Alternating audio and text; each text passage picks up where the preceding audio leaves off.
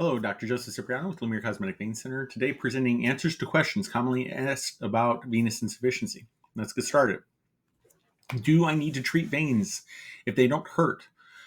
Yes and no. Obviously, if they're not hurting and you don't have these other symptoms, no. But a lot of times when we actually start to ask questions about insufficiency, we see that there's a lot more behind the veins as causes of problems with their legs, even though they may not have pain with the veins. Obviously, one symptom and the primary symptom everybody's focused on is pain.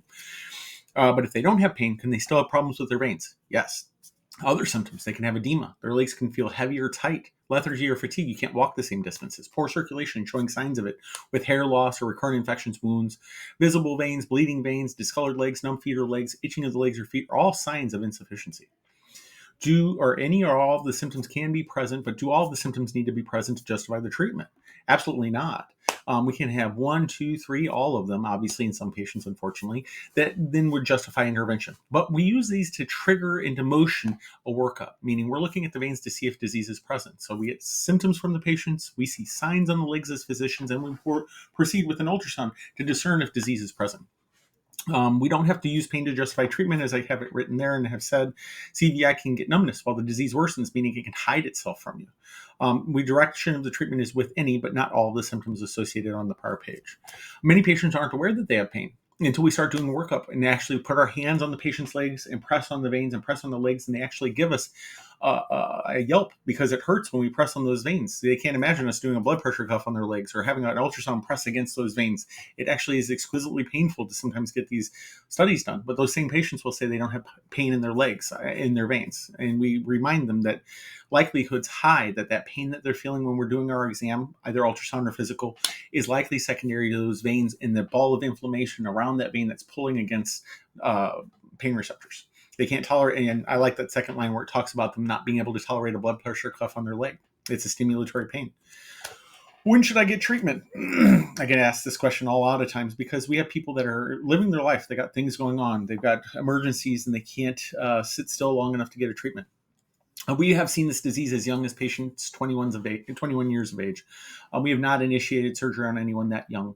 But we have had patients, I think our youngest patient for treatment now is 29. We have people at that age that are having painful veins. They have had skin discoloration with pregnancy right up to within, they had 3 pregnancies right up to within a week of their delivery and had progressive disease in development with the veins being broken.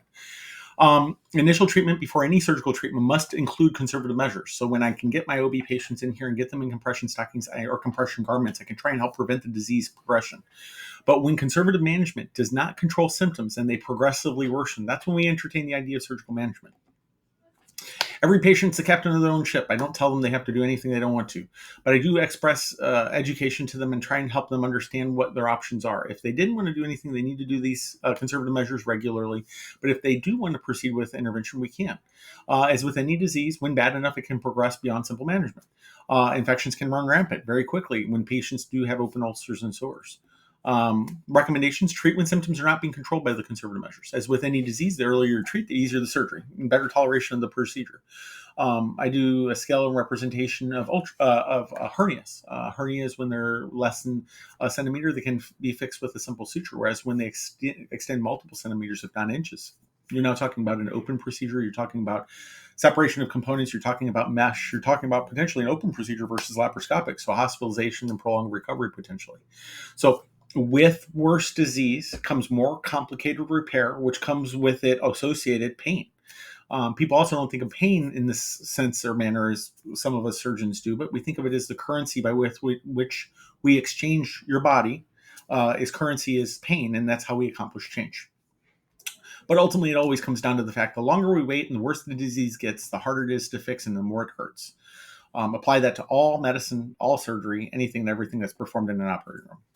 Again, this is Dr. Cipriano, Lumiere Cosmetic Vein Center, the Thriving Minute, trying to help answer questions for patients before they get here to the office. If you do have questions or if you're looking for a consult or evaluation in Southern Florida, I'm on the West Coast in Cape Coral at the corner of Surfside and Veterans. Call our office at 239-317-0333. And if not us, please see your local specialist that can help direct and drive you to the correct treatment. Take care. Look better, feel better with Lumiere.